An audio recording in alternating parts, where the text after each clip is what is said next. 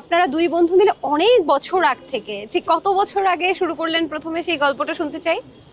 এই ছাদে উঠানো হচ্ছে আপনার 2019 থেকে হুম। স্টার্ট।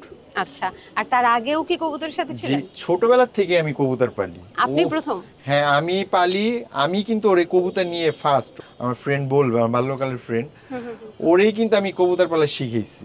আচ্ছা, আপনি যখন পালতেন তখন কি বাসা থেকে পারমিশন ছিল? না, আমার ফ্যামিলি কেউ এটা পছন্দ মানতেই রাজি না, পছন্দই করে না সেই টোটালি। যুদ্ধটা মানে কোন ক্লাসে শুরু করলেন? এটা তখন ক্লাস 6-7, ক্লাস আচ্ছা, 6-7। তারপরে বাবা মা কি বলতো তখন কবুতর? বাবা বলতেছে এটা তো তোমার যে লাইফ না, এটা তোমার তোমার এটা দিয়ে কি হবে। তবুও কারোর কথা শুনতাম না। ঘরের ভেতরে পালতেন নাকি? ঘরের ভিতরে বলতে কি, যে আপনার দরজাটা ছিল, ধরেন বাঁকা হয়ে যেতে হইতো কবুতর ঘরটার জন্য, আমরা চলাচল খুব কষ্ট করে হইতো।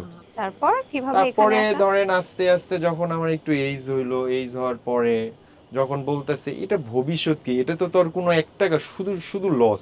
তখন কিন্তু খাবারের দাম অনেক কম ছিল, তখন কিন্তু গায়ে লাগতো না। এখন কিন্তু ধরেন খাবারের দাম অনেক বেশি। তারপরে আস্তে আস্তে যখন বয়স হইতেছে, বয়স হইতে তারপরে ধরেন পড়াশোনাও নষ্ট হইতেছিল, শুধু ফাঁকিবাজি দিতাম স্কুলে। আমি ফাঁকি দিয়ে ওর বাসায় যে ঘুমায় থাকতাম।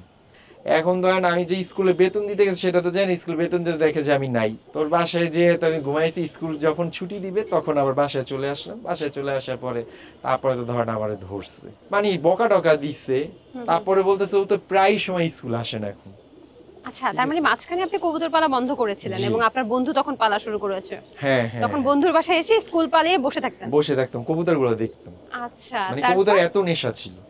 তারপর ঠিক দুই আছে, বন্ধু মিলে 2019 সালে তারপরে শুরু করলেন? না না না, ও কিন্তু শুরু করছে মনে হয় 2017 সাল থেকে। তো বলতেছে কি এই বিল্ডিং এর বাড়িওয়ালা একটু ডিস্টার্ব করতেছে, ও আমার অফার দিল, বলল কি তোর বাসার ছাদে নিয়ে উঠাই কবুতর গুলো। হুম হুম। তাই আমি বলছি সমস্যা নেই, উঠা।